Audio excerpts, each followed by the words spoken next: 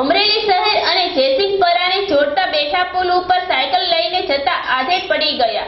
બેઠા પુલ ઉપર રેલિંગ નહીં હોવાના કારણે સર્જાઈ ઘટના। સાયકલ સવાર આધેડને પડી જવાના કારણે માથામાં ગંભીર ઈજા થતા 108 દ્વારા હોસ્પિટલ ખસેડાયા।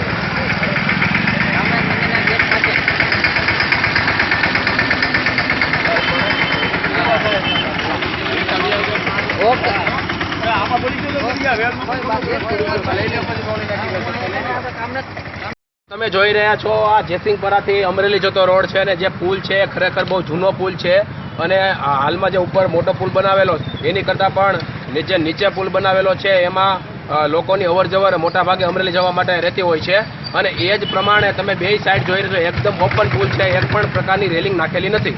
જો કોઈ અકસ્માત થાય તો ખરેખર માણસો મૃત્યુ તરફ દોરાઈ જાય।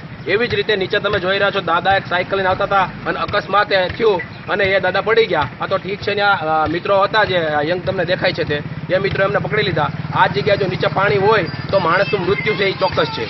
તો ખરેખર આની અવારનવાર પેપરમાં દીધા છતાં પણ તંત્રને કોઈ પણ ધ્યાન આવતું નથી કે ખરેખર આ વસ્તુ છે એ તાત્કાલિક થવી જોઈએ, જેના કારણે આવનાર સમયમાં અકસ્માતને આપણે રોકી શકાય। તો તમે જોઈ શકો છો કે દાદાની અત્યારે માથામાં ગંભીર ઈજા થઈ છે અને બોલી પણ શકતા નથી। તો ખરેખર તંત્રને મારે એ જ કહેવાનું કે જ્યારે પણ તમે નીકળો તો રાજકારણીઓને પણ ખ્યાલ આવે કે આ ઓપન પુલ છે, તો આમાં તાત્કાલિક રીતે આ રેલિંગ નાખે તો લોકો છે એ મૃત્યુ તરફ ન દોરાય।